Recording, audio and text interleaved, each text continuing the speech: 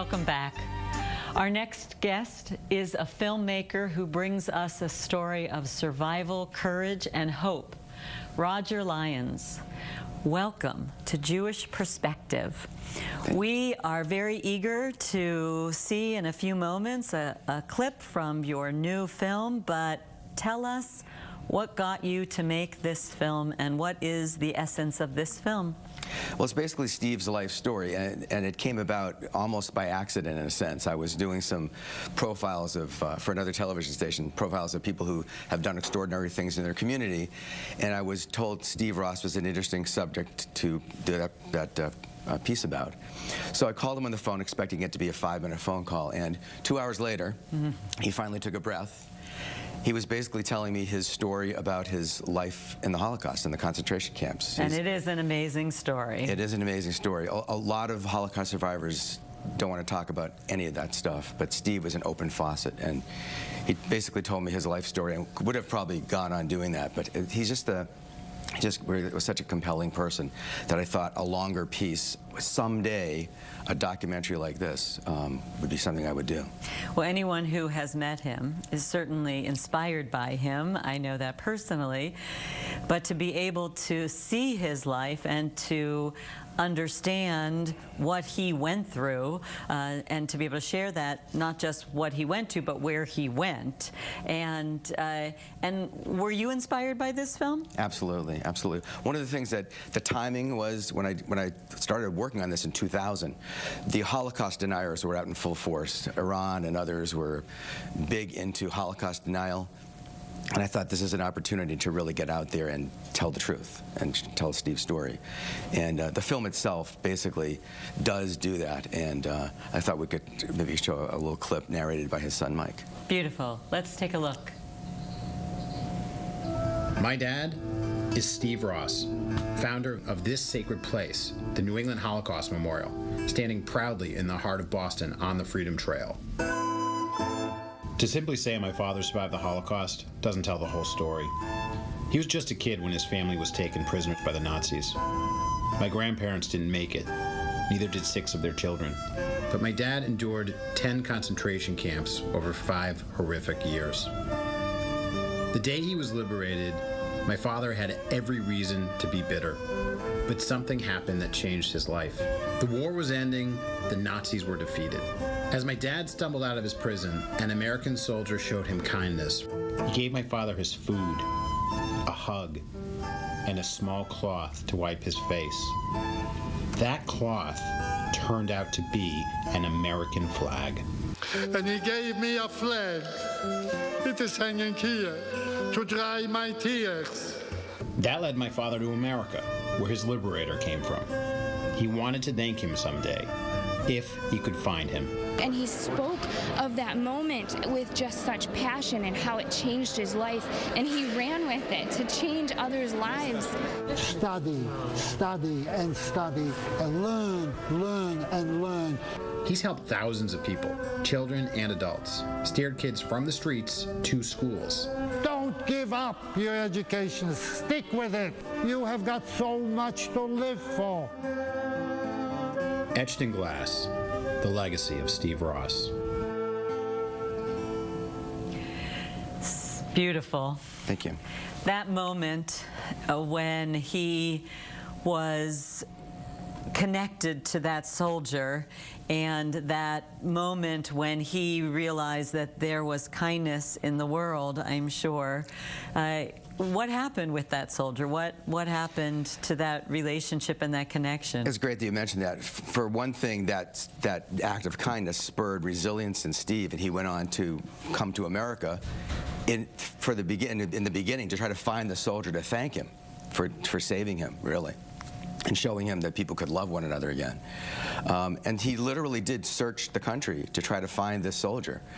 He got into a lot of the VFWs and so forth, trying to find this person and looking up his who was in the at Dachau at that particular time in April of 1945. And because of the internet, it all came down to being found because of the internet. There was a show called Unsolved Mysteries that Steve was actually on in the late 80s talking about, I'd love to find the soldier to thank him. And they reenacted this scene that you saw, where the soldier gave him a cloth that a Polish kid thought was just a handkerchief to wipe his tears. And he kept it with him because of that act of kindness just impacted his life so strongly. And he brought it with him. He still has it with him. He goes everywhere with that American flag. And he eventually found, I don't want to give away the ending, but something happened on Veterans Day in 2012. So you have to watch the movie. Exactly. You have to watch the movie. That's important. Yes. And so tell us about when he entered onto the shores of America and Sure. how kindness became manifest in his own life. Yeah, he basically couldn't speak English. He had no education to speak of, and he ended up in a de facto orphanage in Dorchester on Bradshaw Street. And he met people there who showed him kindness again.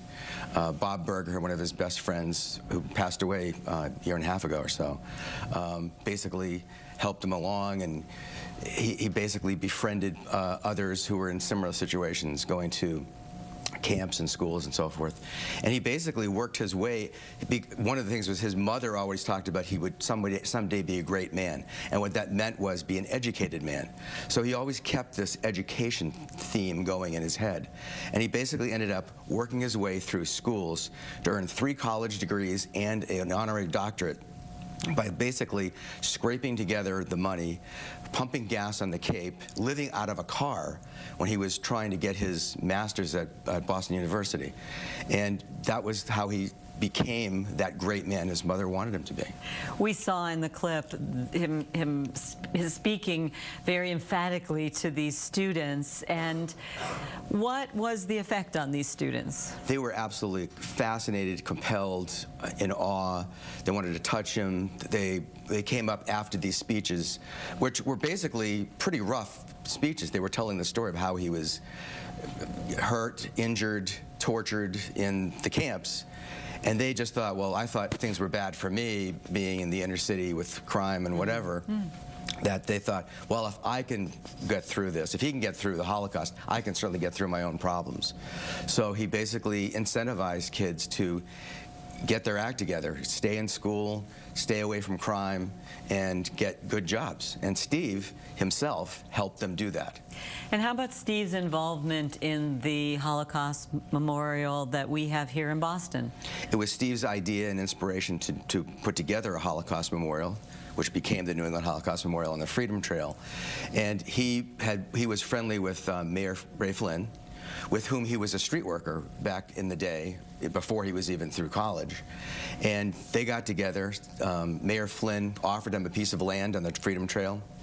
And through a design charrette and lots of fundraising and so forth, the Holocaust Memorial became the iconic structure that it is today. We saw in the very beginning of the clip, actually, his son Mike walking him through the exhibit. And if anybody hasn't been there, it's a wonderful, beautiful memorial tribute and to his work and to his effort as well. Has he inspired other Holocaust survivors? He's befriended a lot of them. I'm not sure exactly how many people from the Holocaust he's still in touch with, but I think he's inspired more young people, which is really his goal, to inspire young people and to push them along, make them get off the dime there and become all that they can be, really. So we have another clip we want to take a look at, which takes us even to a different place and a stronger place in terms of the message. So let's take a look. Hope after hell. The compelling true story of Steve Ross, a boy who faced death for 5 horrific years and rose up as a shining example of determination. Stephen never took no for an answer. Courage. I was just amazed that he was even alive. And tolerance. And racism, bigotry. Don't let anyone get away with it. You gotta stand up and say, I'm not gonna take that from you. Survivor, teacher, mentor, inspiration. And to see somebody actually here, you know, it reaches me, you know? Steve Ross is the greatest man I've ever met. Etched in Glass, the legacy of Steve Ross. Thanks, Roger. Thank you. To learn more about this amazing man, please go to steverossfilm.org.